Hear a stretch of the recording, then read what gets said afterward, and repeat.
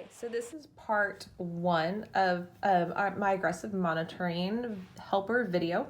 And this right here is my exemplar. I am going to be going into a fourth grade classroom, and this is the TEAC comparing and ordering decimals. It has already been taught, and this is going to be the warm-up of the day, the problem of the day, a spiral.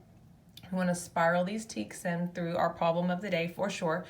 And what I've done is I've just created my exemplar, so I'm prepped and ready to go in there and actually do aggressive monitoring for her warm-up problem of the day.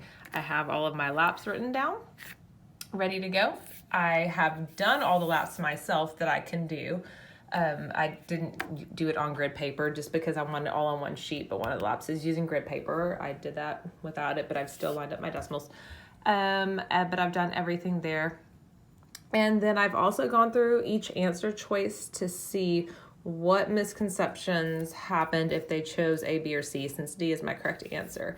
One that I can point out just really quickly is it says greatest to least. Well, if they didn't read the question carefully, they simply did at least to greatest. So they're understanding how to order. They just did not pay attention to the question, and they did at least to greatest instead of greatest to least. So as I'm going around aggressively monitoring, I could quickly, if they selected C, all I would have to do is probably point to this. Now you might have a couple babies, you need to have to help more, but literally it's just a point of the finger because I know why they chose C.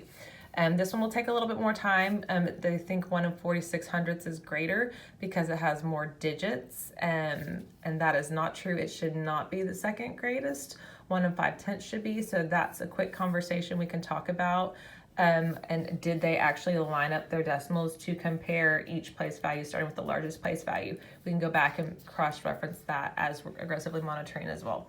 And then for the last one, it's just if they just base it on the picture only, one of them could be a little deceiving. So it's just kind of keeping track of that as well.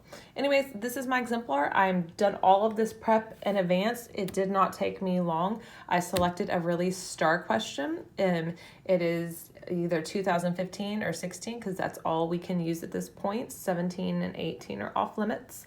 But I went through and I was intentional with what TEAC I wanted to hit. I was intentional with what I chose to have as my warm-up.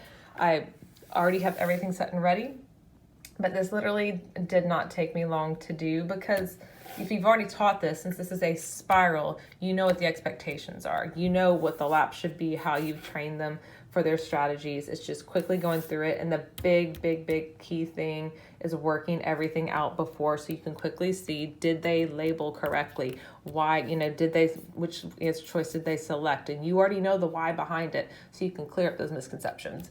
So anyways, that's just my little pre-video. The next video will be actually putting this into action with fourth grade students. So see y'all in a little bit for part 2.